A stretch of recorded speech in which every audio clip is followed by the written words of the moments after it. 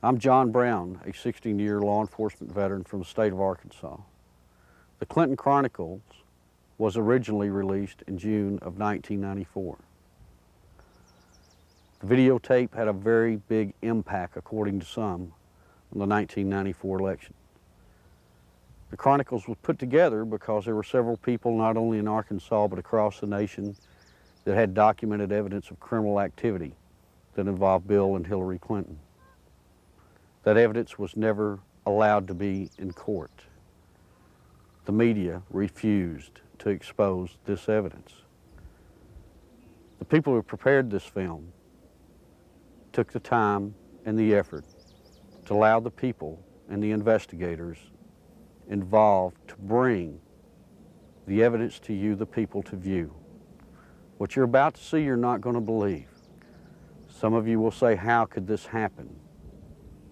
All I ask you to do, sit back, view what we have, and listen to what we have to say. You make your own judgment.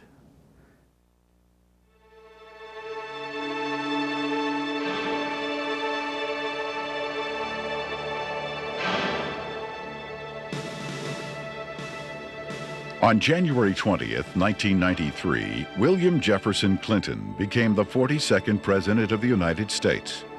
At the time, most Americans were not aware of the extent of Clinton's criminal background, nor were they aware of the media blackout, which kept this information from the public.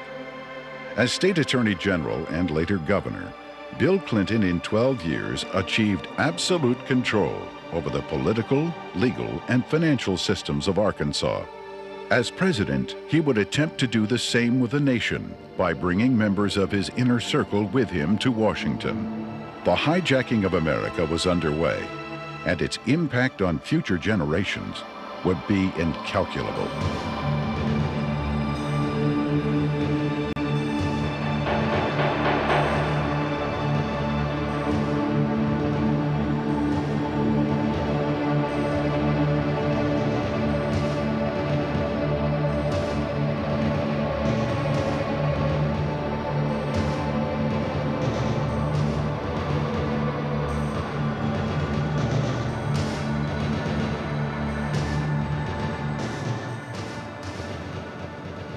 Bill Clinton was born in Hope and, of course, raised in Hot Springs. They had open bawdy houses over there at the time, and they had open gambling at the time. But Clinton grew up in that atmosphere, that different atmosphere of Hot Springs. If it felt good, you did it. He was selected to go to the national, from Arkansas Boys Day, to be a delegate to the National Boys Day. And while he was there, he was able to meet John Kennedy. And I'm sure that sparked an ambition in this young man. And he apparently has always had an exceptional, keen mind, a keen intellect. And he early, evidently, had tremendous ambition. He was gifted in so many ways. The truth is, he's one of the most charming men that I've ever met in my life. He has more energy than any 10 people I've ever known. He was able to network himself into running for Attorney General virtually unopposed. And then he was able to take that position and catapult himself into the governor's office 2 years later and started building his foundation.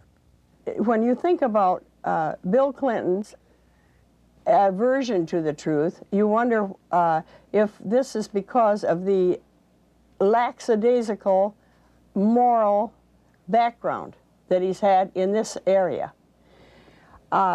He lied about Rhodes, being a Rhodes Scholar.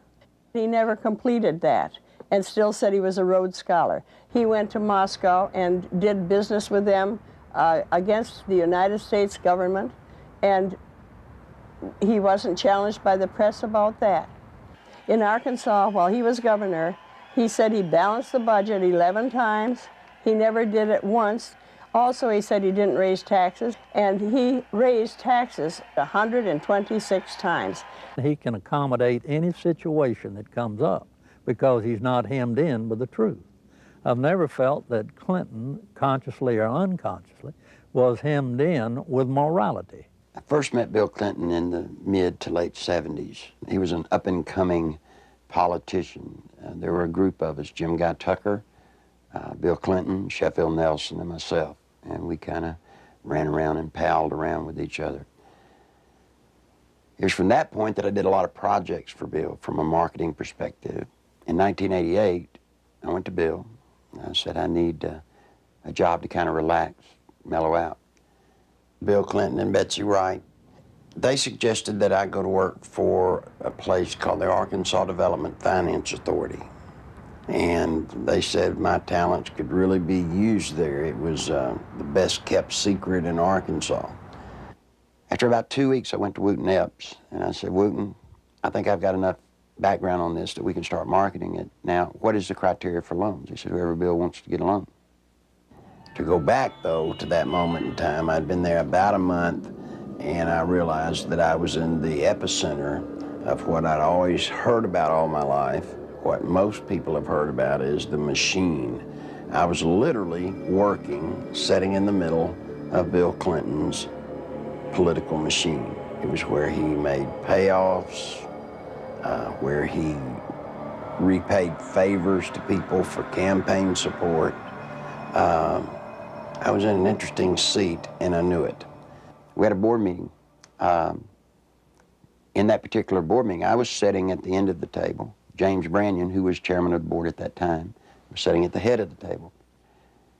James Brannion stood up in a public restaurant, and he hollered at the Beverly Enterprises guy, Bobby Stevens, and said, did you get the $50,000 campaign contribution from the client that you're introducing the loan for? He said, not yet. He said, well, then hold up the loan till we get it. I stood up, went up to James, and I said, James, don't yell stuff like that. You don't need to be yelling it in a restaurant. That sounds real bad. He was just burly and arrogant. He said, who cares? Bill Clinton sold the concept of ADFA to the people of Arkansas as a vehicle for creating jobs and assisting churches and schools.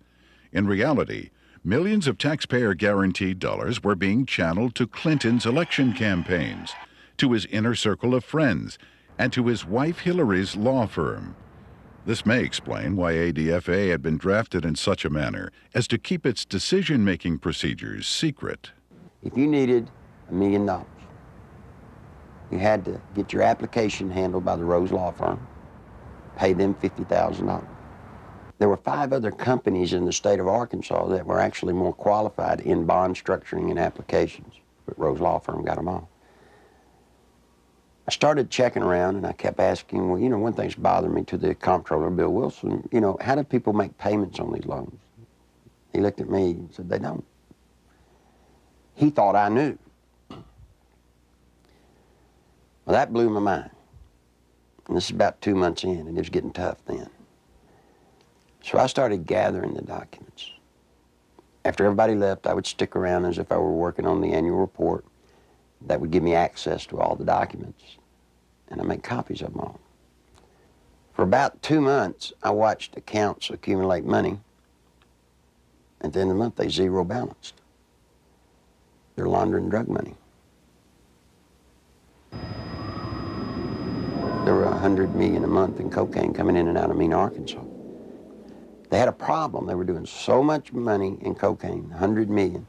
You create a problem in a little state like Arkansas. How do you clean $100 million a month? ADFA until 1989 never banked in Arkansas. What they would do is they would ship the money down to Florida, a bank in Florida, which later would be connected to BCCI. They would ship money to a bank in Atlanta, Georgia, which, by the way, was later connected to BCCI.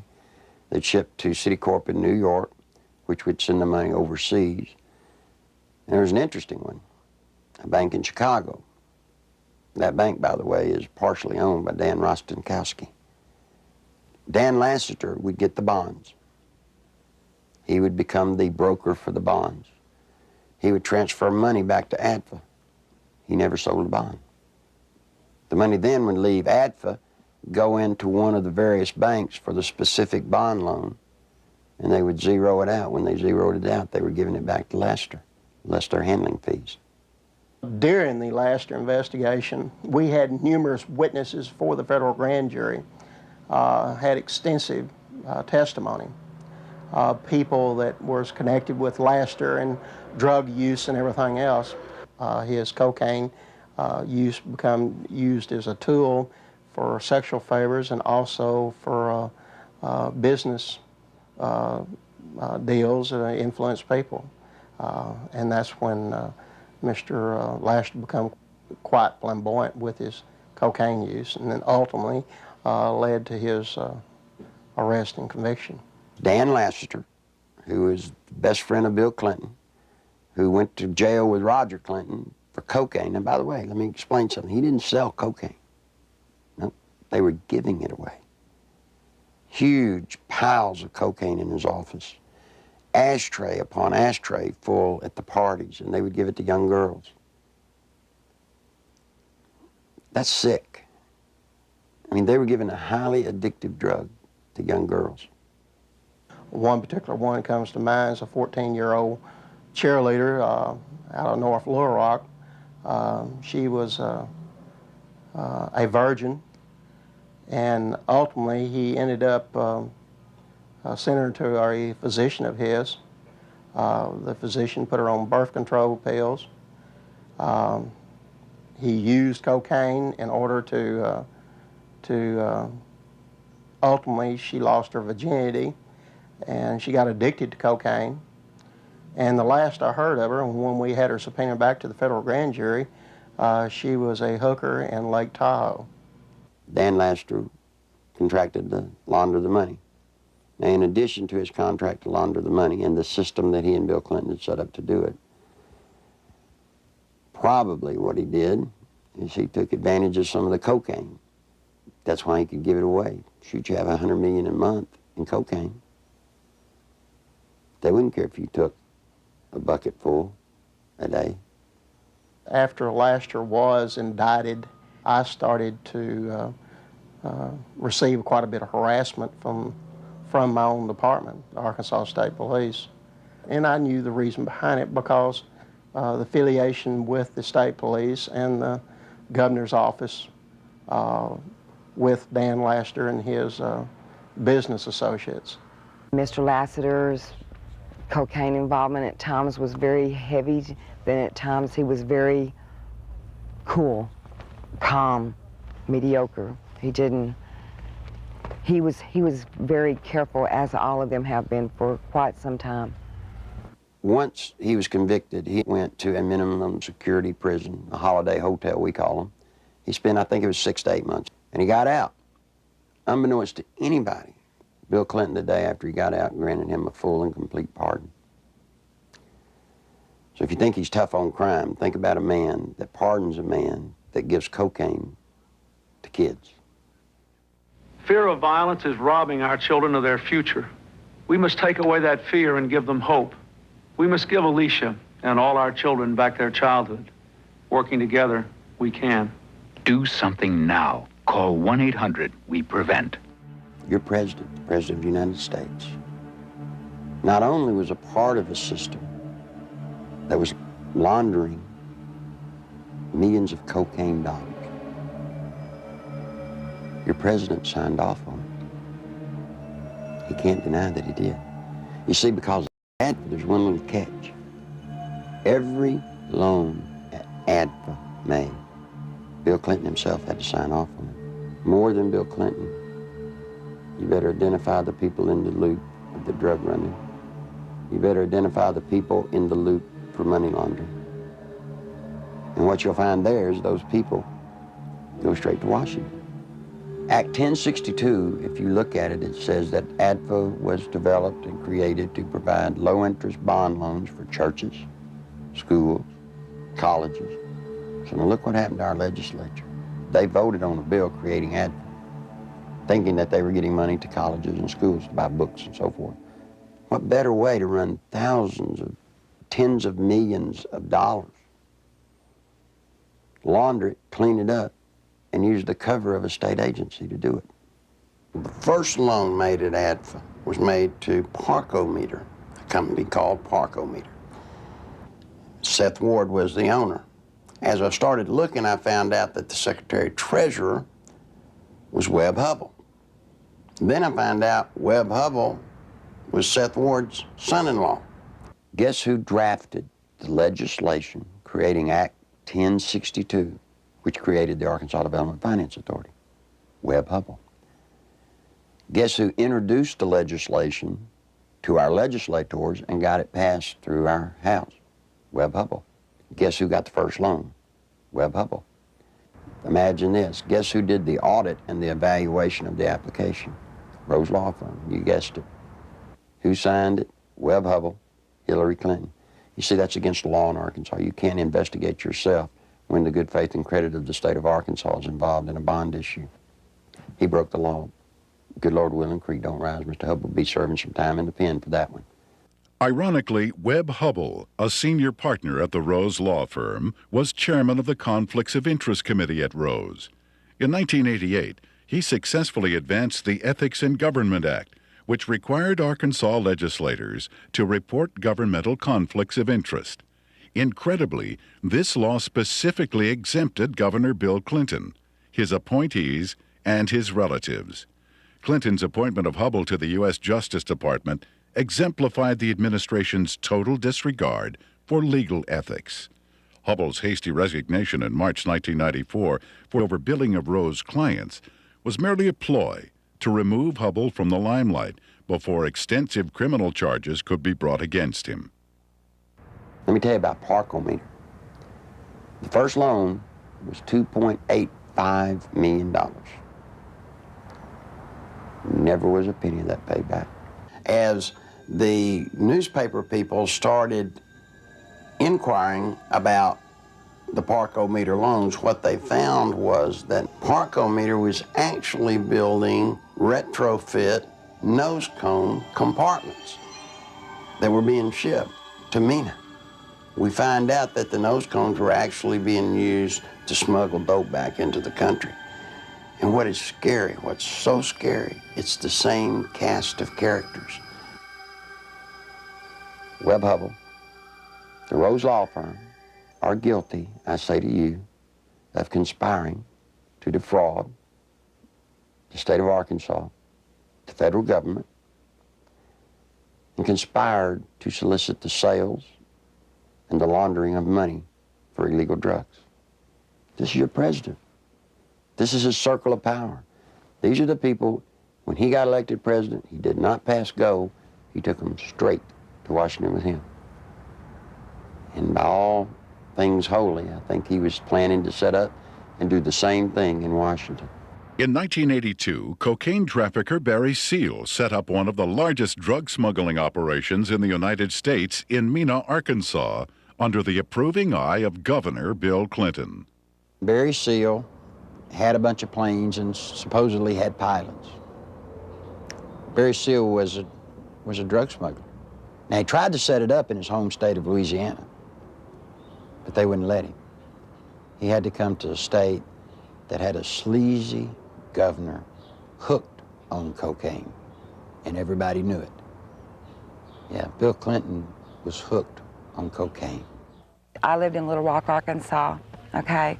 And I worked at a club called Le Bistro's, and I met Roger Clinton there, Governor Bill Clinton, so a couple of the state troopers that went with him wherever he went. Roger Clinton had came up to me and he had asked me, could I get him some coke, you know, and asked for my one-hitter, which a one-hitter is a very small silver device, okay, that you stick up into your nose and you just squeeze it and a snort of cocaine will go up in there. And I watched Roger hand what I had given him to Governor Clinton, and he just kind of turned around and walked off, and that's one specific. Dr. Suen, S-U-E-N, a doctor at the medical center here in Little Rock, has taken care of Bill Clinton for his sinus problems, which may indeed be drug-related to cocaine use as they destroy the sinus passages. Governor Bill Clinton was taken into the hospital, I believe it was the medical center, on at least 1 or 2 occasions for cocaine abuse and overdosage, in which he actually had to be cared for at the hospital. It led to toga parties. And if you're not sure on what a toga party is, I've had to clarify this in the past. A toga party is where you wrap yourself in a sheet most of the time. The people at the toga parties were Governor Clinton, now President Clinton, Attorney General Steve Clark. Okay, he was there a few times. Members of the Arkansas State Police, you know, along with Roger and, you know, other people. They began to dance around, do the cocaine in one room, have sex in another room, because in the Coachman's Inn, the rooms were adjoining, you know. And to be quite truthful, you end up with somebody in particular, and you 9 times out of 10 end up having sex. And there was cocaine there. I know. I'm the one that made sure it was there. I've talked to the manager, the assistant manager for the apartment complex where Roger Clinton used to live. They've all said Bill Clinton did drugs. They saw him. I've talked to a lot of other people who have all, just like the people at the apartment complex, said, hey, John, get us to a congressional hearing. Yes, we'll sign sworn affidavits. These people want to be sure when they come forward that something's done about it, because they fear for their life, but they really want the truth to get out. I was there, coming there with Roger one night, and back in the back part of the mansion there's kind of like a living quarters type thing, and we would all get together out there and do cocaine, you know, and no, Miss Clinton wasn't there at the time. In 1983, I was made aware that Sheriff Hadaway and one of his auxiliary deputies, Terry Capehart, were investigating a smuggling operation going on at the Mena Airport. They had an inside source of information. Mr. Seal, it was our understanding, was the one who had brought the operation into the Mena Airport, and that had initiated the beginning of the money laundering and the illegal activity. He said 1983 was his most profitable cocaine smuggling period ever. Said that the airplanes that he had placed at the Mena Airport, there were 4 of them, a couple of Senecas and a couple of Panthers, and 1 or 2 stragglers here and there, different airplanes. He said they were purchased solely for the purpose of cocaine smuggling. There was, in my opinion, more than enough evidence to prosecute a number of people for crimes regarding the Barry Seal case at Mena. I snuck around, crawled through the bushes, thinking that I'd really have to hide to see them unloading the dope. Didn't have to. You could walk right up to the airport and they'd unload it right in front of you. They would unload it, they'd offload it. They didn't care. A certain degree of money laundering had taken place among these people that were associated with Barry Seal. What had not been done was to connect the dotted lines to ADFA. Because once you connected the dotted lines to ADFA, you had actually connected the dotted line to Clinton. In addition to the operations at Mena, small clearings in other parts of the state were used as drop points for money and cocaine. They had special cargo doors installed in the side without FAA permission, so that these doors could be opened in flight.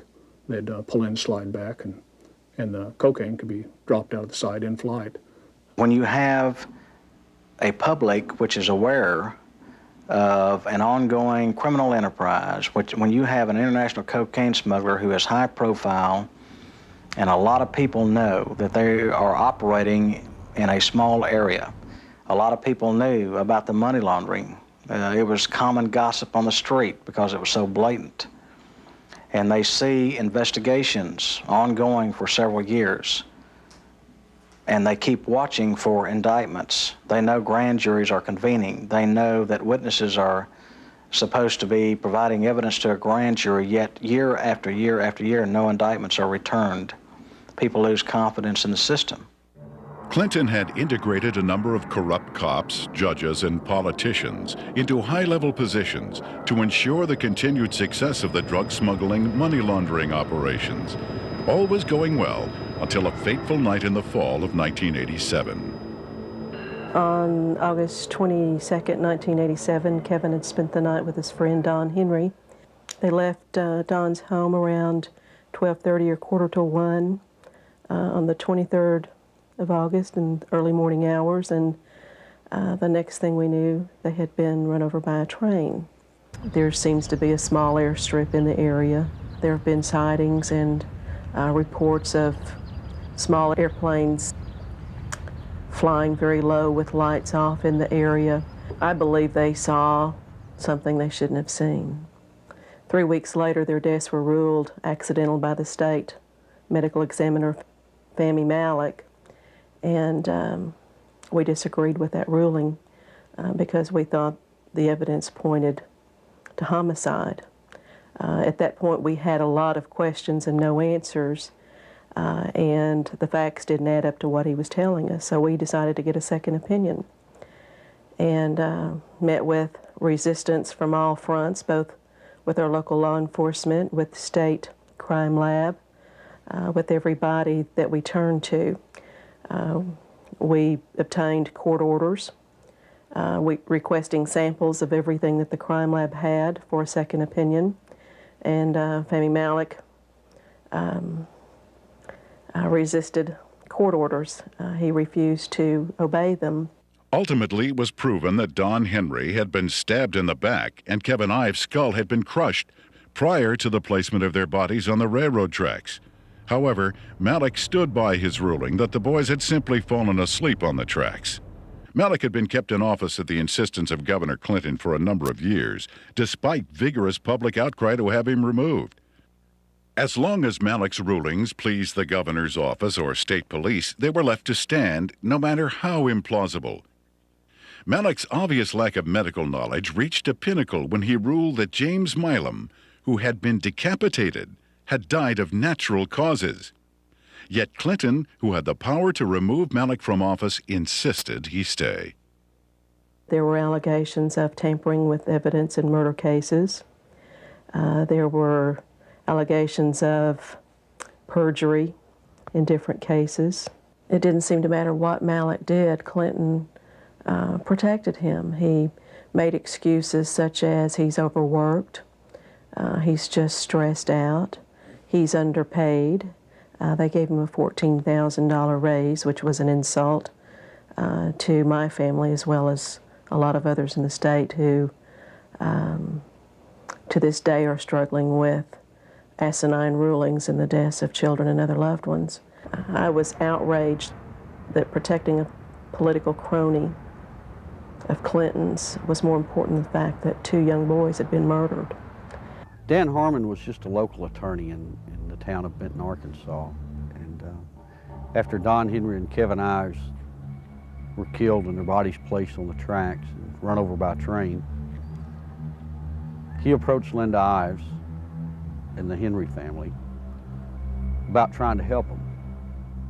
He's a manipulator. Gives a great closing argument in court. He's been trained for years to play the game. He knows how to do it. He's very good at it. Mr. Harmon can win your confidence, make you think he's the greatest guy in the world. He did that to Linda Ives. He helped lead them down a path that absolutely led to nowhere on this case. I got involved in the case, and immediately Harmon tried to discredit me without even knowing me. Couldn't figure it out. I run across a young lady named Charlene Wilson who told a horror story that I didn't really believe at the time. So I started searching for evidence to substantiate just part of what she had said. Herman went ballistic. Called, he threatened me, threatened Sheriff Pridgeon, threatened Captain Gene Donham, the chief deputy. All because I talked to this one woman. The people at the track that night, to my knowledge, were Dan Harmon, Keith McCaskill, Larry Rochelle. I do know that the boys were watching the drop site, okay? And they got curious as to what was being dropped there. The fact is, we know who killed these kids.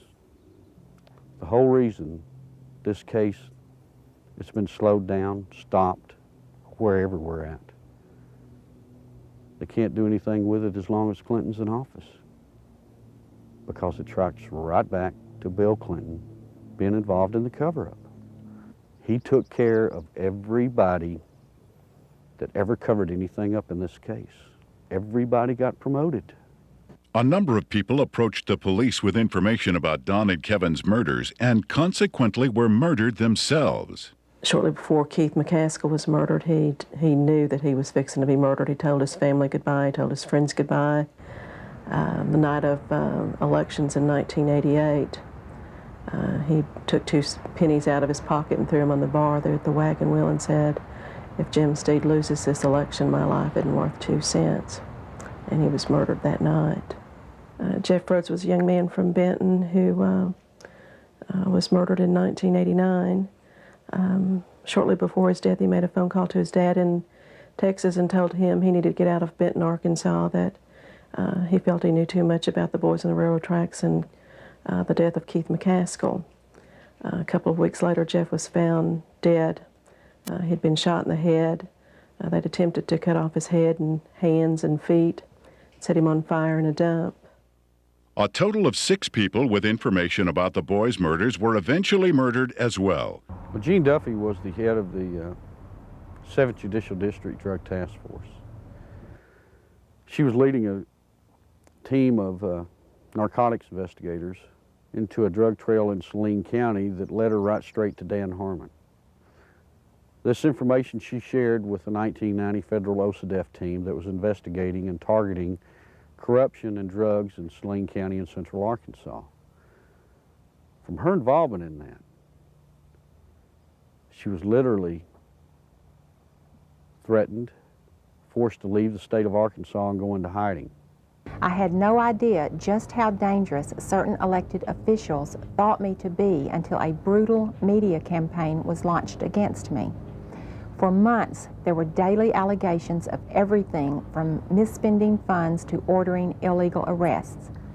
Every attempt was made to keep me from running the drug task force. We were even shut down completely for several weeks during a bogus state police investigation.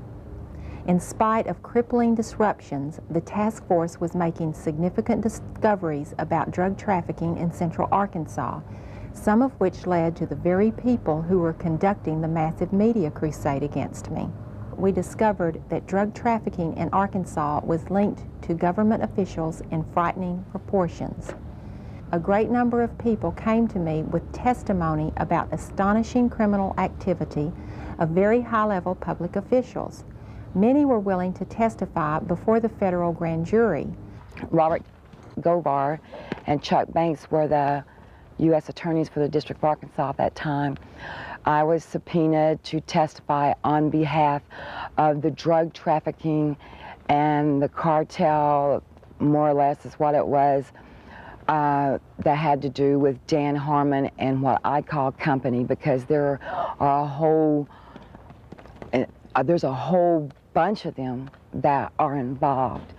I was asked quite in depth about the drug trafficking that went on with Dan Harmon, Mr. Clinton, Roger Clinton.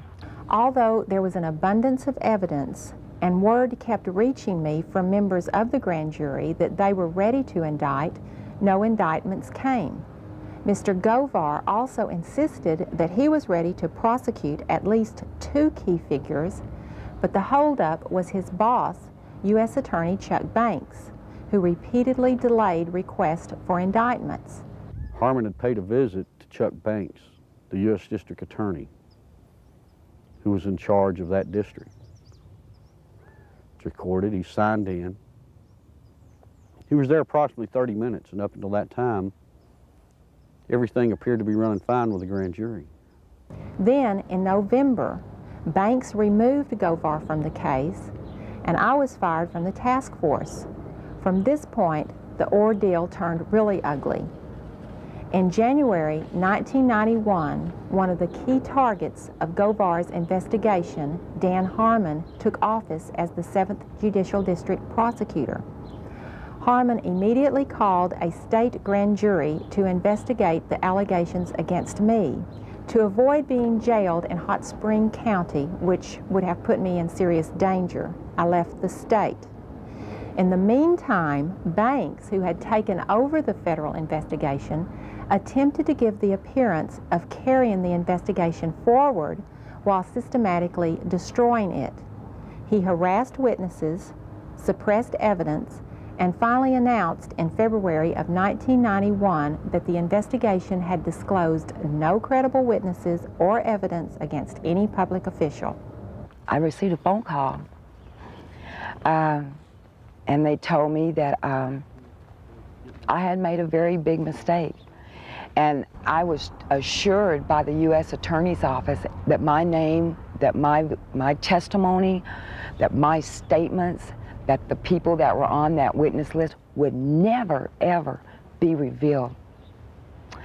Well, ha ha, you know. Someone in the U.S. Attorney's Office had given Mr. Harmon a list of the effective witnesses, you know. Some of them witnesses over a period of time have came up dead and or missing or have never been heard of again. That don't give you a very good feeling. I'm scared of these people. I'm very scared of them. Guess who arrested her? Dan Harmon. The very guy that she says turned her on to drugs now has her arrested. Dan Harmon, he walked to me, handed me what was supposed to be a search warrant, and he said, "Bitch," excuse me for saying that, "I told you if you ever brought my name up or brought anything up about the past dealings that we've had, that I'd take you down." He said, "You're going to prison. I'm going to put you in prison." He did. I'm here. I mean, I've watched second, third offense people walk around with probation on top of probation on top of probation. Not this lady. First time she's been arrested for drugs. They allege that they found in her home. She gets 30 years. Sure, everybody ought to be able to see through this. This is a man that told Linda Ives for years, "We're going to get to the bottom of your son's death." But yet when I start making progress, it looks like the people I talk to starts getting time in the penitentiary. Linda says it's business as usual in Saline County, justice as usual in Arkansas. There aren't any words in the English language that can describe how it makes you feel as a parent or as a citizen of Arkansas to see what our officials are capable of doing. You know, I think we were just kind of naive, common, ordinary people. Got up and went to work every day and came home and went to bed and assumed that everybody else did the same thing and tried to do what was right. And I think Kevin's death has been the rudest awakening that anybody could ever have to see what really goes on. I can provide information that has tentacles to Governor Clinton's administration. It is apparent to me that a congressional investigation is the last hope, not only for the people of Arkansas, but for the people of our nation who are now vulnerable to the powers of a president who has left in his wake implications of illegal activities and serious improprieties. Meanwhile, Welch and Duncan's investigation into the operation at Mina was about to derail. We'd been so busy investigating, just concentrating, focusing, that it took a while to register that nothing was going to happen. We could not understand what was happening. Neither Mr. Welch nor I were ever subpoenaed to testify before the grand jury and present massive amounts of evidence of wrongdoing by associates of Barry Seal. No indictments were ever returned against any of the individuals, and I can tell you there was extensive evidence. There definitely was some suppression of evidence and definitely a cover-up of an investigation, and somebody should be held accountable as to why that happened. Not one major cocaine bust was ever made in Arkansas out of Mina, Arkansas. Now imagine that, 10 years nearly in its running. Never one truckload ever got caught. During the 1992 Attorney General's race in Arkansas, a member of Clinton's staff had approached Winston Bryant and had asked him to stay away from the Mina affair or the Mina matter. I've done quite a bit of investigation into the Mina Barry Seal case myself, and quite frankly, it is a federal problem. After Winston took office, Bill told me that he was no longer allowed to discuss the Mina Airport investigation from the Attorney General's office.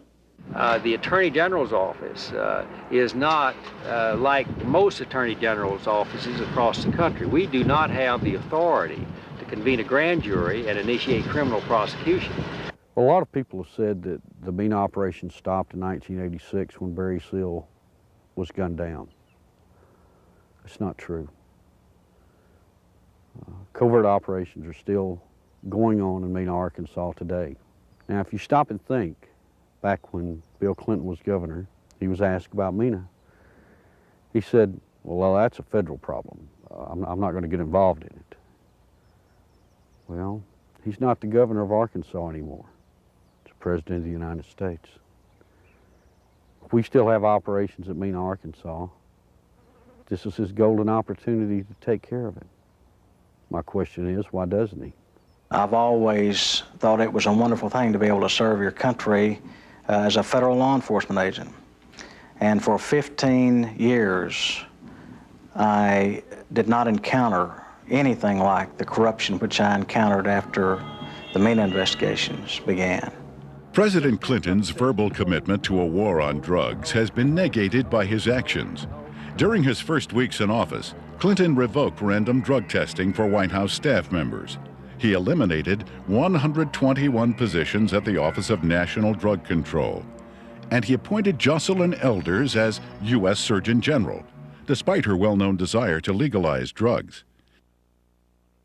One of Hillary's investments, under the direction of Tyson Foods counselor James Blair, netted almost $100,000 on an initial $1,000 investment, a nearly impossible feat using legal methods.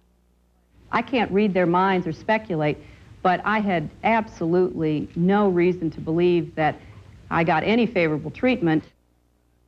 Coincidentally, Governor Clinton enacted a number of state regulations allowing Tyson Foods to grow into the largest industry in Arkansas.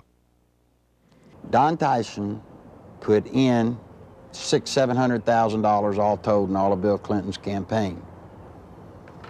Guess what he got out of it? He got $10 million. Guess from where? The Arkansas Development Finance Authority. And he never paid a dime for it. I had heard rumors of Don Tyson and his alleged cocaine use and distribution. And I went through the intelligence files and come up with enough that I thought was sufficient amount of evidence to launch an investigation on Mr. Tyson simply out of the Arkansas State Police intelligence files has been accumulated for years. A great deal of criminal investigation files were surfacing with Don Tyson's name mentioned in there as being involved with some drug and narcotics trafficking activities. So I interviewed some of the investigators who worked on the Tyson case. Most of them felt that Tyson should have been indicted, but the investigations were always sabotaged, oftentimes from within. One particular undercover narc agent told me that another criminal investigator in that department named Doug Fogley was furnishing Don Tyson with photographs of the undercover narcotics agents that were working on his case. Donald Smaltz was actually hired to look into the allegations that Tyson had given bribes to different people, specifically to the Secretary of Agriculture, Mike Espy. Now, what came out of that investigation was very remarkable. Drug abuse, drug distribution, money laundering, even murder for hire. Now, Smaltz collected all this stuff. He compiled it, he put it in proper order. Then he approached Janet Reno and said, look, you know, I need to broaden my investigation. I'm finding more here than just simple payoffs. What do you think happened? Well, by now, most of you already know. He was turned down. Just exactly what we expected to happen happened.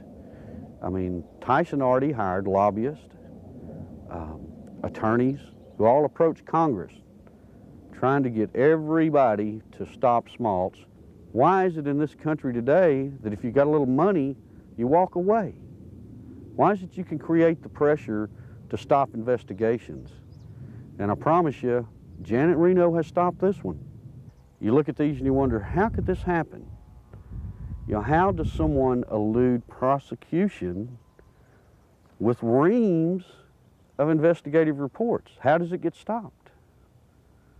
Some say it's Bill Clinton. Don Tyson was in the middle of the cocaine just like Bill Clinton, just like Dan Lester, just like Roger Clinton, and all the others. So you see, all of this incest and all of this drug running, all of the trafficking of drugs, sending them all over the nation, came out of Little Mena, Arkansas, right under the nose of little Governor Billy Clinton. I went to Bill, and I said, Bill, you've got 2 weeks to tell the truth, or I'm going to tell it. You're breaking the law, and I can't be a part of it. You made a mistake. I'm not one of your buds, or at least I'm not that big a buddy. When Larry Nichols made his disclosures, made them public, the Clinton spin doctors treated him unmercifully. It shocked those of us who had been kept in the dark through the years in Arkansas politics. The Arkansas news media had done little, if anything, to uncover anything derogatory about Bill Clinton. And for these disclosures to come out of the blue was so shocking that the spin doctors attacked the messenger rather than tried to answer the charges that Nichols had made. And they did such an efficient job that it caused me and others to look with less than favor on Larry Nichols as an individual, because all we knew about him was what they were telling and the press was printing. One of the neatest things about Bill Clinton is how he handles the media. You see, Bill Clinton's an attorney, and when a witness comes out against his client, what's the first thing an attorney does? He tries to discredit that witness. They accuse me of everything under the sun, day in, day out. Every week, there was some new scandal in the paper that I was involved in. 6, 8 weeks later, they print a retraction. Wasn't me. But to this day, people in Arkansas think that I'm some evil person. As a result of that, the boy had to pay a high penalty. In his credibility, he had to pay a high penalty in his acceptability. And then when the new evidence came out that supported everything that Larry Nichols had said, he finds himself, I think, probably in the position of knowing that he had been exonerated, but he has not been exonerated in the minds of the people generally, in my view. And he finds himself probably in the position of wondering where he goes now to get his good name back. A lot of people wonder how Bill Clinton could control a state the size of Arkansas with the absolute authority that he did. It's not hard. You see, after 12 years, after kissing the people that have the money, Bill Clinton controlled the legal system. He controlled the judges. He controlled the attorneys. He controlled the banks. It's just a small state, a one-party state. What tends to happen in small states like that, I think, is the longer the person remains governor, that I think the greater the abuses are. And I think the abuses were very, very widespread under Bill Clinton. One thing that's very difficult for people to understand, Bill Clinton doesn't care about money. He cares about power. All he needed ADFA to do was to channel money to the big players financially. I got tickled when the reporters during the campaign came here. They were looking, trying to find out where Bill Clinton profited. He didn't. He profited by putting money into his friends' pockets. The way they were doing these bond issues and just the whole political atmosphere, quite frankly, was a scandal. But that's the way things had historically been done in Arkansas. But imagine this, imagine the power this man has in Washington, D.C. Imagine what he can do to this nation if he gets that circle of power going there, as he did here. Nothing I can do, nothing you can do can stop it. Because he'll have the absolute power, and believe me, he will use it to have you investigated, to have you arrested, to have your company audited. No, that's what'll happen when his circle of power is complete. When I worked at ADFA, it was not uncommon for Bob Nash to call me up and say, hey, Nichols, the governor needs about $5 grand transferred to his travel account so he can go see his ladies. And we would at ADFA transfer $5,000 to $10,000 for him to go see his girlfriends in either L.A. or New York. He'd use so much travel money to go see women out of his regular travel budget, he would even have to borrow money from ADFA, not to mention the fact that ADFA's budget was not quite as scrutinized as the governor's budget. But he literally used money, ADFA money, the people of Arkansas, taxpayers' money, to conduct liaisons. During the 1990 Arkansas gubernatorial race, Larry Nichols, in a last-ditch attempt to alert the public, boldly filed a lawsuit against Bill Clinton. As expected, the lawsuit was eventually quashed, sealed, and illegally dismissed by a Clinton-appointed judge. What Nichols didn't expect was a complete media blackout of the facts he presented. Back in 1990, after all the damage they had done to me, I did something that most people wouldn't do in Arkansas. I sued Bill Clinton. Now, it's very important to note that in that lawsuit, I brought out the names of 5 women. On October the 19th, the only press conference I've ever held in my life was on the Capitol steps of Arkansas. Every news organization in Arkansas, newspaper, TV, radio, were there on the steps. I read the names of the 5 women. I read and talked about ADFA. No one had ever made such a cold, callous statement against Bill Clinton, where he named the women. When I got through with the press conference, I went through the center door, and I walked out with the camera crews with me, and I walked all the way to the end to the governor's office. And I left the press release right on the governor's secretary's desk. Not one bit of the press release made it into the local TV or the local newspapers, anywhere. It didn't show up anywhere. The reason I tell you that is because in those days, he had the circle of power complete in Arkansas. Eventually, every allegation stemming from Nichols' 1990 lawsuit and press conference would prove valid regarding Clinton's taxpayer-financed sexual liaisons, his drug usage, and his criminal activities relating to ADFA and Whitewater. Gradually, the women who had carried on adulterous affairs with Clinton began to emerge. The first was Jennifer Flowers, who, like all those close to Clinton, was faced with a decision. Either keep quiet and receive a government job, or go public and face character assassination in the press. Betsy Wright, Clinton's former chief of staff, admitted she had been hired to conduct media smear campaigns against anyone planning to tell the truth about the governor's sexual habits. She was prepared to go after at least 26 women who had the potential of destroying Clinton's chance at the presidency.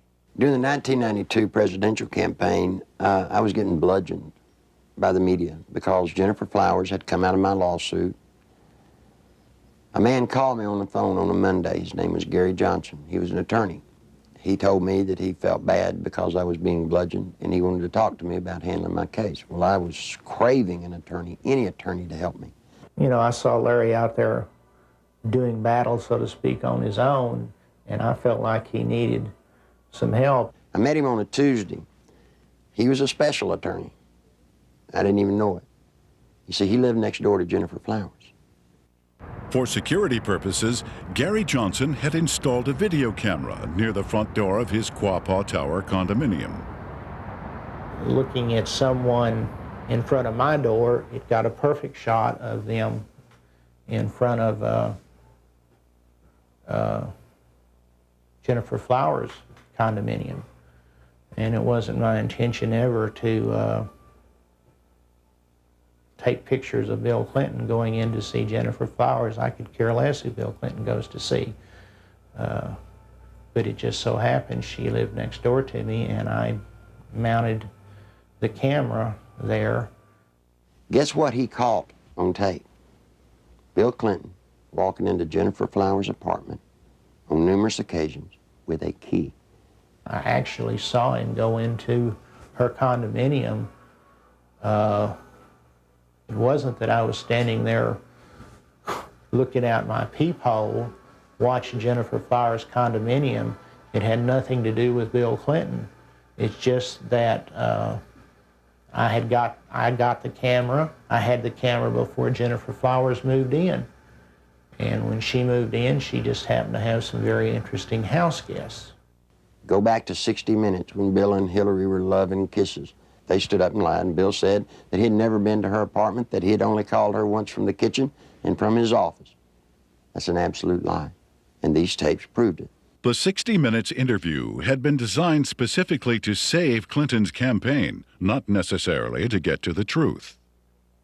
And they came to us because they were in big trouble in New Hampshire.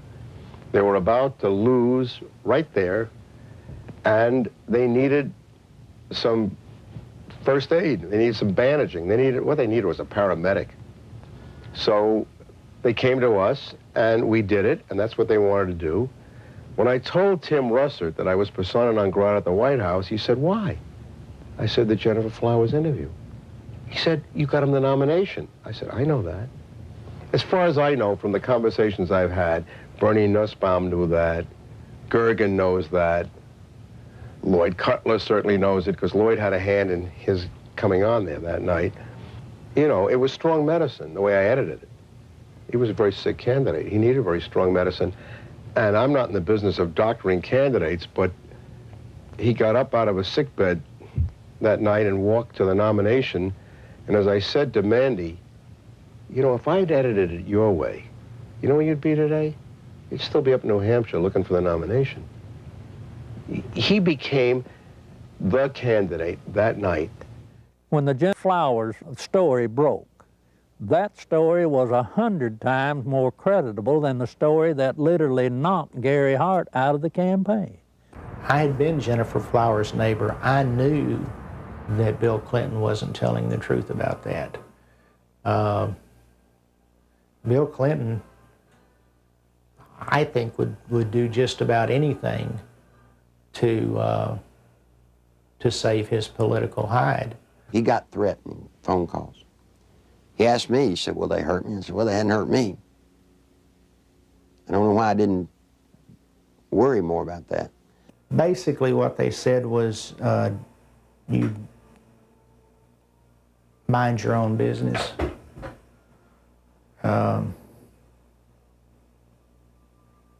And all it did was made me mad. I never thought in a million years that anybody would follow up on it. We filed the request for the subpoenas on Thursday. Saturday morning, we found Gary Johnson beaten and left for dead.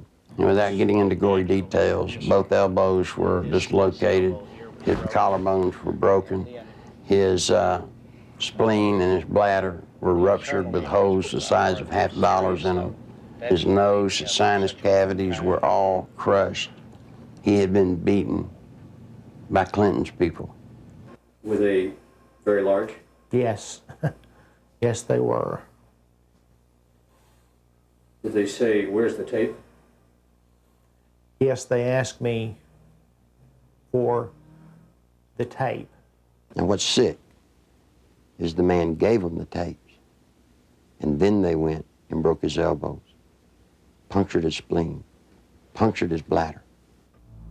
They looked like state troopers, I'll say that. Clinton can be a very dangerous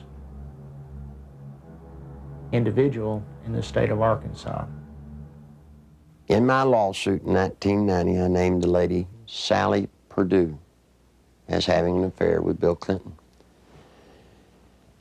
Sally had an apartment in Little Rock, and the Clinton security guards would drop him off at her apartment and go park in the woods. When Clinton got through doing his business, he was flick their porch light and they'd know to come and get him. She started coming out, started talking. Well, believe it or not, before she could talk, Clinton's people got to her and offered her a federal job or break her legs, whichever one was the best. Sally Perdue, former Miss Arkansas and radio talk show host, carried on a sexual relationship with Governor Clinton between August and December 1983. State troopers in government vehicles were used at taxpayer expense to shuttle Clinton back and forth to Sally's home. Perdue, who today supervises a home for people with Down syndrome, was offered a $60,000 a year federal job to keep quiet. She refused. And you see, that's illegal. You can't offer a federal job to get someone to hush. Following her attempt to go public, Miss Perdue lost her job and started receiving threatening phone calls and letters. Live ammunition was found on the seat of her car, and the rear window of her vehicle was shot out. Even though a number of witnesses have corroborated her story, the American press has refused to print it. During the 1992 presidential campaign, interviews with ABC and NBC, as well as an appearance on the Sally Jesse Raphael show, were taped, but were never aired. She had actually been on the Sally Jesse Raphael show right after the New York primary. Did you know the TV stations around the country blacked out that program and wouldn't show it?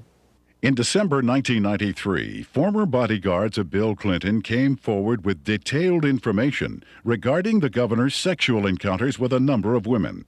Larry Patterson and Roger Perry, both veteran Arkansas troopers, boldly spoke on the record. Two other troopers who initially spoke off the record were later identified as Danny Ferguson and Ronnie Anderson. In April 1994, a fifth trooper, L.D. Brown, came forward and corroborated their stories, adding that Clinton's sexual partners numbered over 100 during the period he was employed by the governor. The trooper's official duties included approaching women to obtain their phone numbers for Clinton, driving him to rendezvous points in state vehicles, guarding him during sexual encounters, securing hotel rooms, and lying to Hillary about his whereabouts. Phone logs and other corroborating evidence fully back these reports. I saw on several occasions Bill Clinton engaging in sexual acts while I was either blocking the road or working security at the governor's mansion. I saw them with my own eyes take place, so it's not a rumor, it is firsthand. The entire conversation inside a vehicle in a 2-hour drive from one point to another would be totally about sex and women or jokes. He would actually ask people how they performed oral sex on women in cars. I've been in that conversation. He would ask if you had ever had 2 to 3 women at one time in one bed. Things like this. Bill Clinton was obsessed with that. the first or second time that you're with him and you're alone and you see some attractive woman, he would say, "Hey, Larry, what would you like to do to her?" And, you know, this is the governor of the state of Arkansas. The majority of his off time was spent trying to figure out ways to be with women that he wanted to be with. He was more discreet during a campaign year than he was in a routine year as governor, an off year. We were required to work overtime so we could sit outside someplace and block the road, or sit in some driveway, or sit at some, you know, apartment complex while he went in to take care of his female friends. You know, state money was utilized. He had certain troopers that he used for certain women, and Larry Patterson and Danny Ferguson were used for 2 women in particular. He would tell you, "Larry, see the blonde-headed lady in the green outfit? Go get her name and her telephone number for me." He would say, "She has that come hither look." And that was verbiage that he used quite often. And on several occasions I have gone out into the crowd. I never had one of the females to refuse to give me her name and her address. On one occasion, it was a Christmas parade of 1989 in a small town in northeast Arkansas. And he picked a lady out of the crowd and asked me to find out who she was. He just carried on about how beautiful she was, how good looking she was, how big her breasts were and things like that. And I found out that she was interested in a state job. And she gave me her name and number, and I said, "Well, maybe the governor will call you, or can I call you?" And when we got in the car, I gave the governor her name with her phone number, and I said, "You'll like this, she's interested in a state job." And he said, "Oh, good, good, good, good, good." The next time I saw that lady, she was working for Bill Clinton in his presidential campaign the night he announced his candidacy for president. I was told by Bill Clinton that this was part of my job, to keep people from finding out about his affairs. Most of the women that Bill Clinton had sexual affairs with were well taken care of.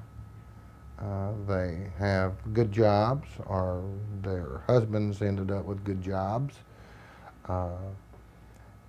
They were well taken care of, and the actual time spent trying to cover up these affairs while he was governor was nothing like it was when he announced that he was running for president.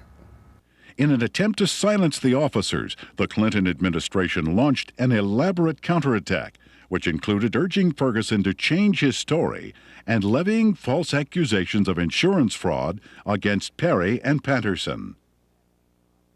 When Larry Patterson and Roger Perry came out, Clinton's security guards, they substantiated everything that I'd alleged in the lawsuit. These people were there, they were bodyguards. But watch what happened. The same thing that happened to me, they planned to do to them. They roasted them in the media. They said they were committing insurance fraud. The evidence of that these state policemen have brought forward relative to Clinton's womanizing is being questioned by the spin doctors as not being credible. Yet it is more credible than the evidence on 90% of the people who are confined now on death row across America. Is this fair?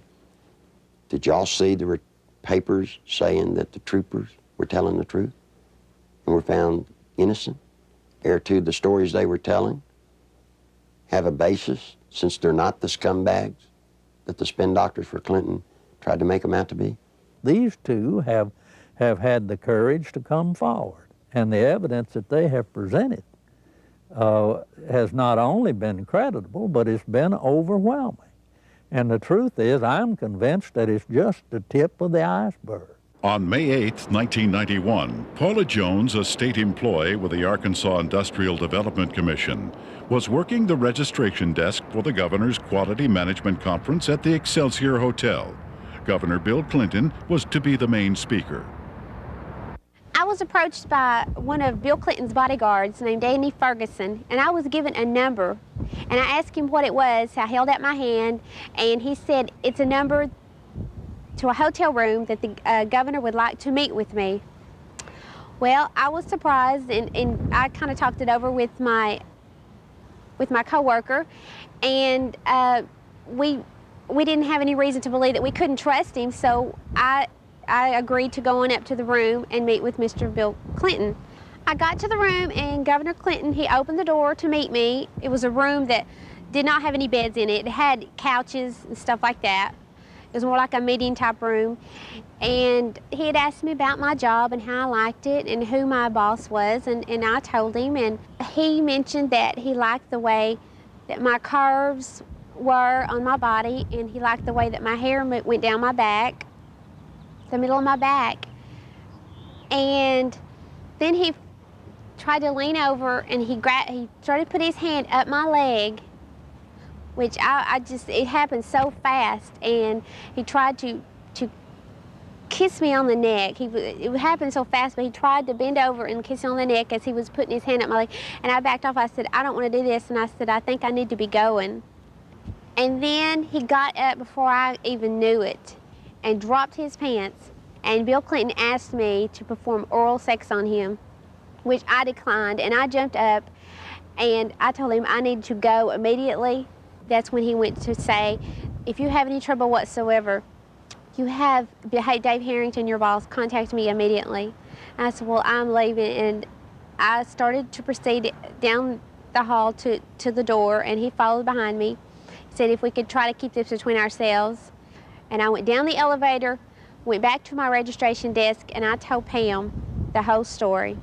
I can't understand how somebody can take advantage of somebody like that, and then they have the audacity to drop his pants. I mean, you know. I'm not going to dignify this by commenting on it. Paula gave the exclusive to the Washington Post, and Mike Isikoff, we were going to be as open as we could with the Washington Post.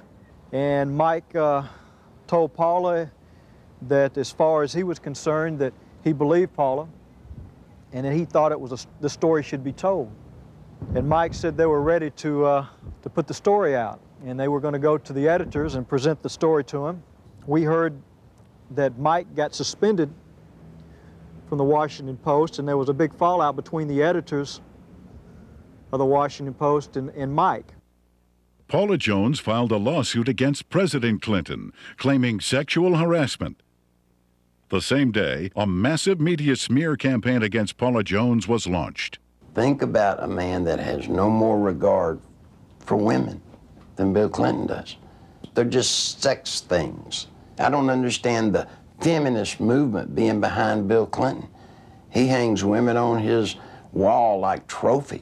A number of women who have had sexual relationships with Bill Clinton have allegedly been given major career boosts in exchange for silence. Beth Colson received a judicial appointment to the Arkansas Court of Appeals from Clinton. Regina Blakely landed a job with CBS National in Washington covering the White House. Likewise, Deborah Mathis secured a lucrative job with the White House Press Corps. Susan Whitaker was made the liaison between the Arkansas State Capitol and the White House. Elizabeth Ward obtained a position with the Clintons' close friends, Hollywood producers Harry Thomason and Linda Bloodworth Thomason. And Joe Jenkins was given a high-level position with AP&L.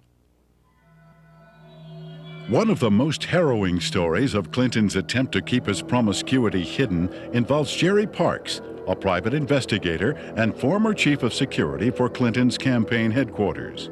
My father was Luther Gerald Parks, a.k.a. Jerry Parks. He was the head of Clinton's security for Clinton's inaugural campaign whenever he was running for president.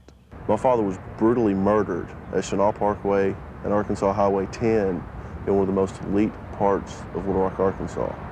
Someone pulled aside alongside of him and started shooting at him. They cornered him, stopped him on Highway 10 as he was turning left onto Highway 10 off Chenal Parkway. They stepped out of the car after blocking his path. He was shot 5 times, once in the leg, once in the arm, 3 times in the chest. My father had a file on Bill Clinton's infidelity and his affairs that ran from approximately 82, 83 to somewhere between till about 90 to 91. The file consisted of pictures, time, dates, places of where Bill Clinton was at, where Roger Clinton was at, the type of drug use that Bill Clinton and Roger Clinton were involved in. I was the only person that would ever go with him when he would do his private investigative work. And I remember 4 to 5 times that I was with him, and that's what he was keying on. I saw Clinton with a lot of different women, a lot of different types, sizes, shapes, colors, one of them being Jennifer Flowers. You know, I was just like, wow. It was more neat than anything else that, you know, somebody that is this famous, this bigwig, can get away with this. It just blew my mind. Shortly before Jerry's death, the phone lines at his home were cut, the security system was disconnected, and the Clinton files were stolen. I believe my father was assassinated because he was the one link that could actually close everything and completely shut Clinton down. I feel that Bill Clinton had my father killed to save his political career. When I did contact Little Rock Special Investigative Services, they told me that they'd been pulled off the case 3 weeks prior to that. That just blows my mind on how when I hear they're making progress, all of a sudden they're pulled off the case. Something's not right there. Bill Clinton has been the way he is ever since I've known him. He hasn't changed. He will not change. People inside the White House today tell me that he's running sexcapades in and out of the White House like have never been there before. It's a disgrace to America. If we had known his background, the people of Arkansas would have never elected him governor of this state. And I charge the media of this state for not doing their duty and exposing these things that have since become matters of fact. He's a womanizing, dope-smoking, liar, and a draft dodger. I don't remember those being in the Constitution as exactly the model qualities we want in a president. I think the media has been part of the covering up of the actual true story of and character of Bill Clinton. I believed with all my heart that the American people had the right to know what they had been sold. Bill Clinton is not the person that they voted for. Voters who depend on the media for unbiased information regarding political candidates have been betrayed. Much of the information concerning ADFA, Whitewater, and Clinton's sexual promiscuity was known by the media as early as 1990, yet was kept hidden. The media's heavy pro-Clinton bias prior to the 1992 election was best summed up by Newsweek when they candidly stated, "Truth is, the press is willing to cut Clinton some slack because they like him and what he has to say." In May 1994, Newsweek added, "The national press has been restrained in its accounts of Bill Clinton's private life, and with good reason. Most of those who have made charges against him have been despicable people, jealous and stunted sorts."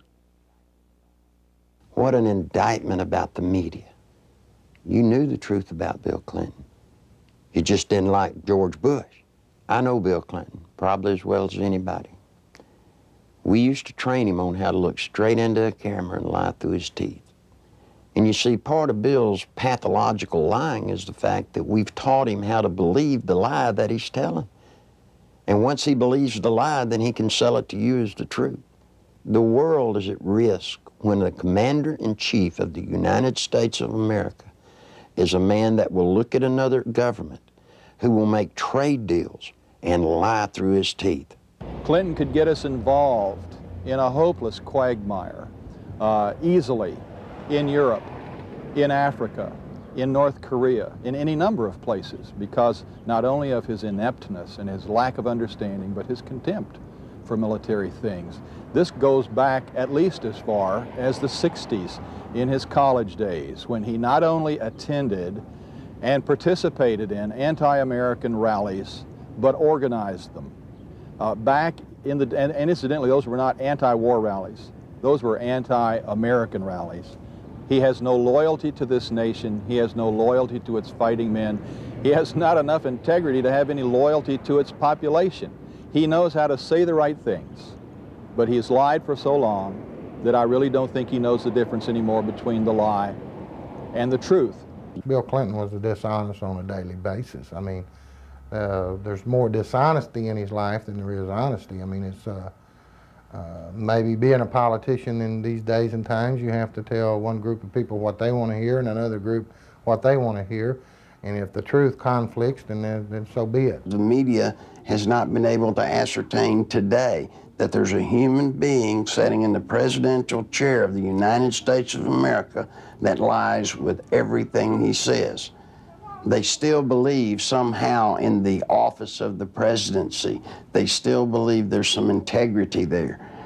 Attempts to keep the criminal activities of Whitewater concealed from the public were largely successful prior to the 1992 election. After that, however, the raging Whitewater Rapids could no longer be contained. What the Clintons claimed as a simple money-losing investment was in actuality a series of complex business transactions and cover-ups, ultimately costing the American taxpayer more than $60 million. When this is all over, it's going to be the same story we've been telling for 2 years. We made a bad investment, we lost money, and there's really not much more to add to it.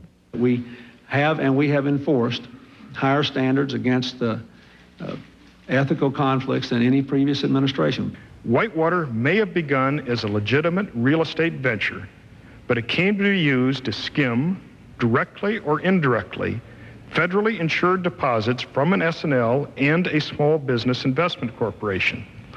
When each failed, the United States taxpayer became obligated to pick up the tab.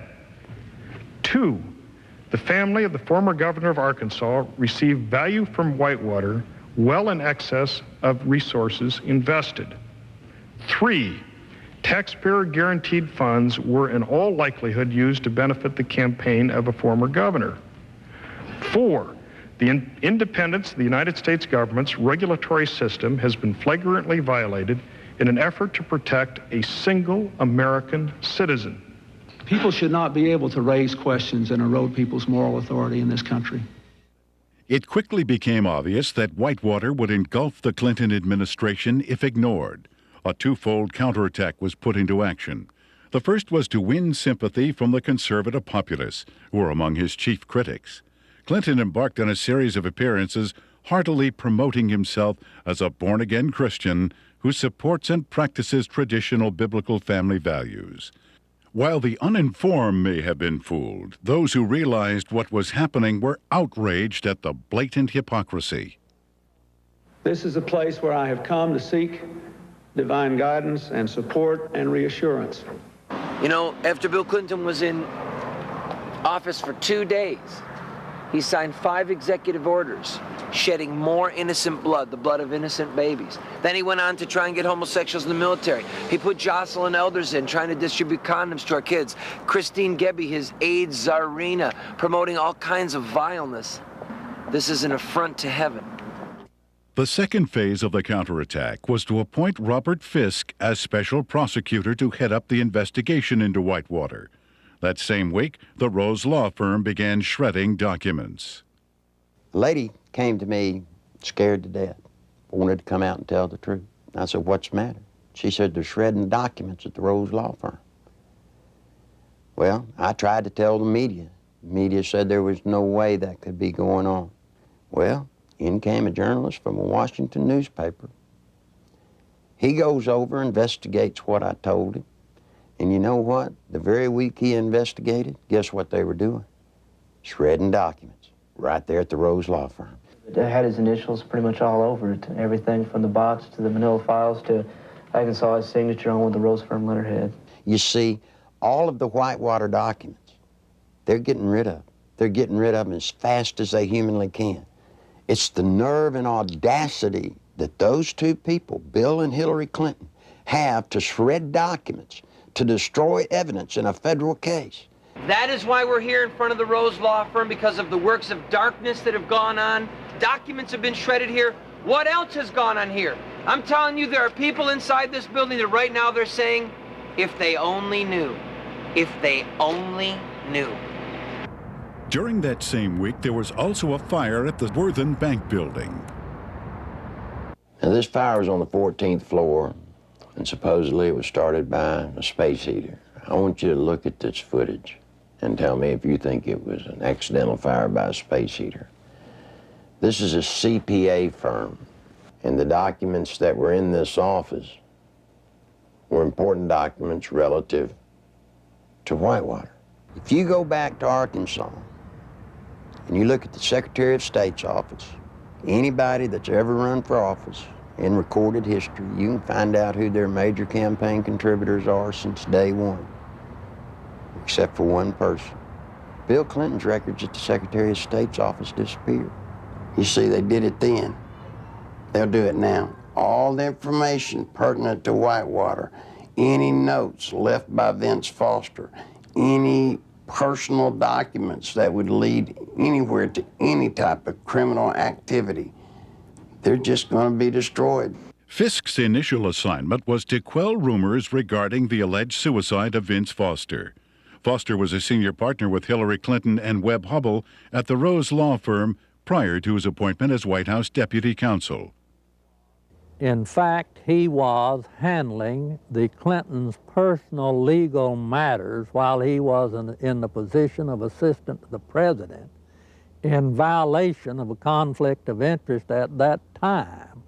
From the outset, the investigation into the death of Vince Foster has been marred by controversy. At Bill Clinton and Attorney General Janet Reno's insistence, responsibility for the investigation was turned over to the Park Police, even though Foster's death fell within the jurisdiction of the FBI. Not until his death had sufficiently developed into a full-fledged scandal 7 months later would the FBI be allowed in. The results of the FBI's investigation, along with the findings of the Park Police and coroner, were incorporated into a report issued by Special Counsel Robert Fisk. The report, released June 30th, 1994, confirmed suicide as the cause of death. However, a careful examination of key pieces of evidence taken directly from the report itself indicate a number of alarming contradictions inconsistent with the report's own conclusion that Foster took his life. The official coroner's report depicts a large gaping 1-inch exit wound located 3 inches below the crown of Foster's head. According to Fisk, the area surrounding the body at the park was meticulously searched to a depth of 18 inches, but no brain tissue or skull fragments were found. An FBI analysis found none of Foster's fingerprints on the gun, despite the fact the gun was found in Foster's hand. However, the FBI did make one extraordinary discovery. One latent fingerprint was visible on the underside of the right pistol grip, approximately 2 inches from the base of the grip. This print did not belong to Foster. No attempt was made to determine the identity of the person whose print was found on the gun's hand grip. Gunpowder was found on Foster's clothing, which did not match the gun found in his hand. Fisk speculated that gunpowder of a different type was accidentally blown onto Foster's clothing by an exhaust fan in the Park Police laboratory. However, once again, Fisk was not able to support this theory with any evidence. One of the most crucial pieces of crime scene evidence, the fatal bullet, has yet to be found. A thorough FBI search of the area, which even uncovered artifacts dating back to the Civil War, yielded over 70 pieces of metal, including 12 modern-day bullets. Yet, none of them matched the gun found in Foster's hand. Against standard police procedure, not one resident living nearby was ever contacted during the investigation to find out if a gunshot was heard. Even though Fisk insists that Foster killed himself, leading forensic experts from around the country now agree it is highly unlikely he pulled the trigger himself. Within minutes of the verification of Foster's identity, the Park Police issued orders to seal Foster's office at the White House. David Watkins, Clinton's administrative assistant, assured the police he would take care of it. He lied.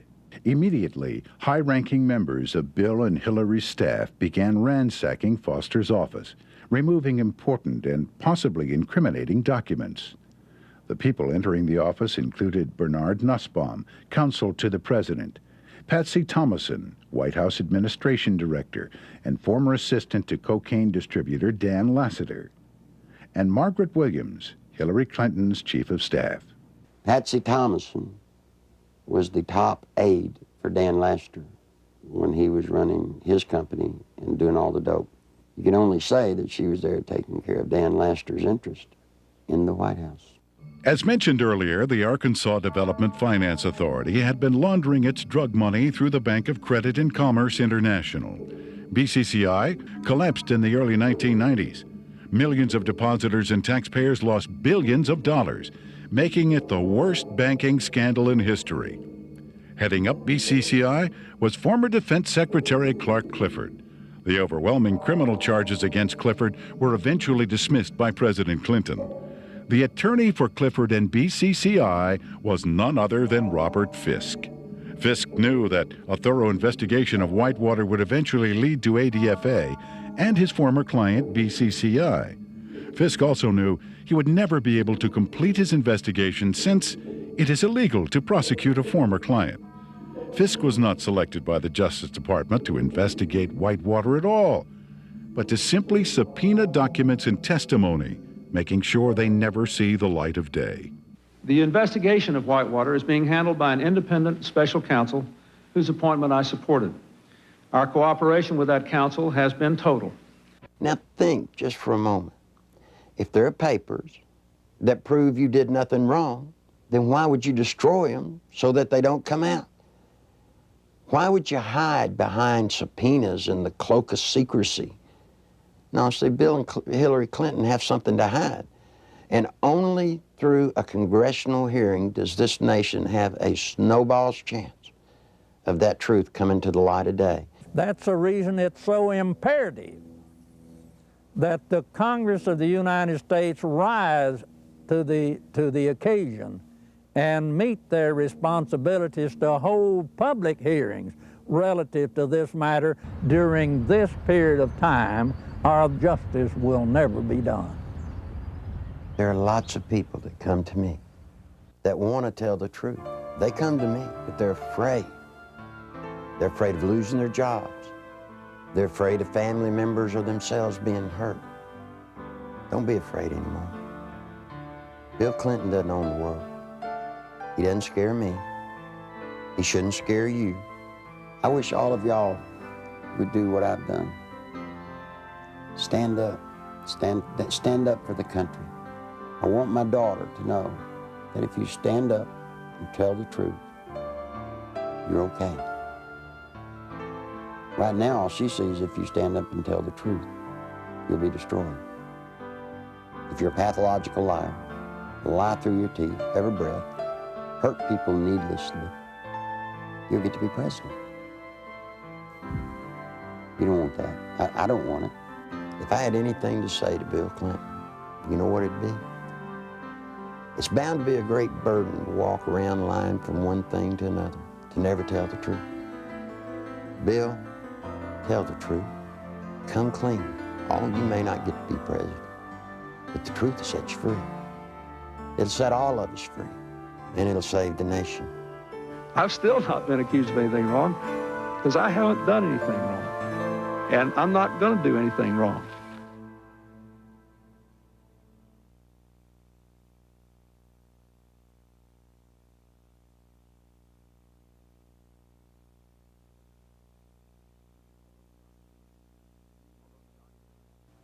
Although the documented information contained in the Clinton Chronicles continues to be reported in England and other countries, here in America, the media blackout continues.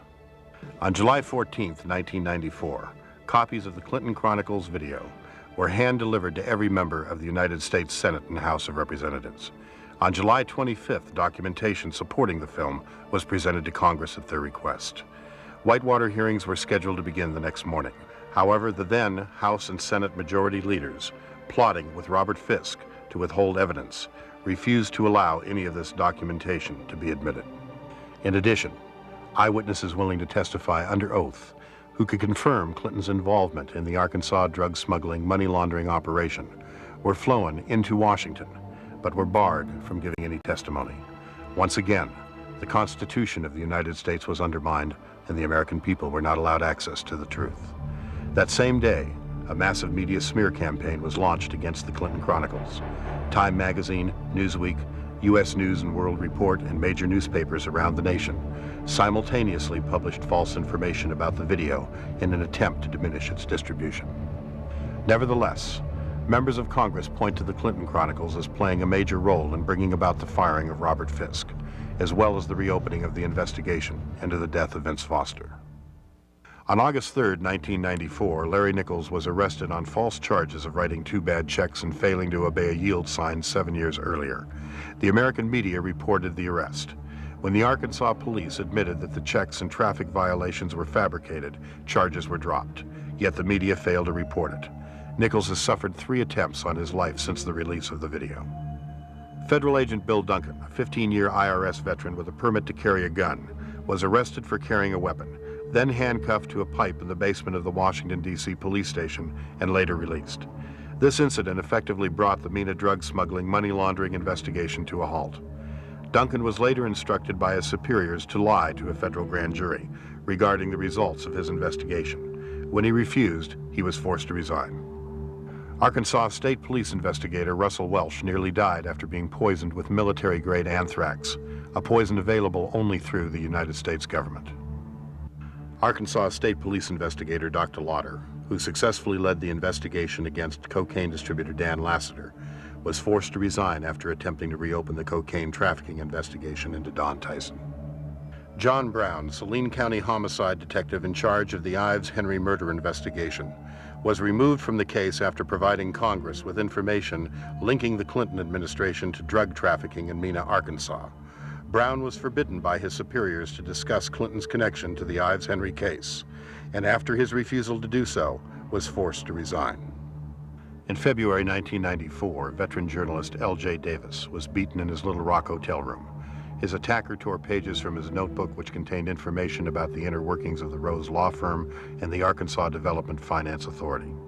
In March 1985, Wayne Dumond was castrated and subsequently imprisoned for allegedly raping Bill Clinton's 17-year-old cousin.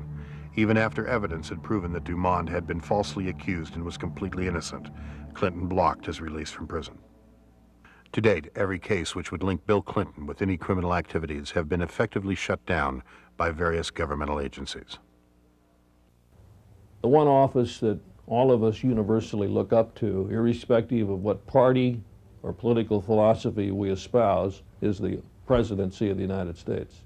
Since the election of Bill Clinton in 1992, we Americans, with sadness, have learned week after week to have different stories come out from around the country pointing up the reality that we have in the White House today, a draft-dodging womanizer who is a pathological liar. It's a very dangerous thing for America and a dangerous thing for the world. I can only, conclude that the responsible course for the House of Representatives to do is to introduce a resolution of impeachment against Bill Clinton. It is with sadness that I make this statement, because this action will introduce something that we Americans don't want to see in our political process. But we can't continue down the course of what we see unfolding before our eyes almost every week or almost every day. And the best thing for all of us is to get it out in the open and go forward and let the chips fall where they may. Under our Constitution, the House introduces a resolution of impeachment, and the U.S. Senate is a place where a trial takes place. And I think for the good of the country, for the good of the peace and tranquility of the Western world, this is a course that Congress should take.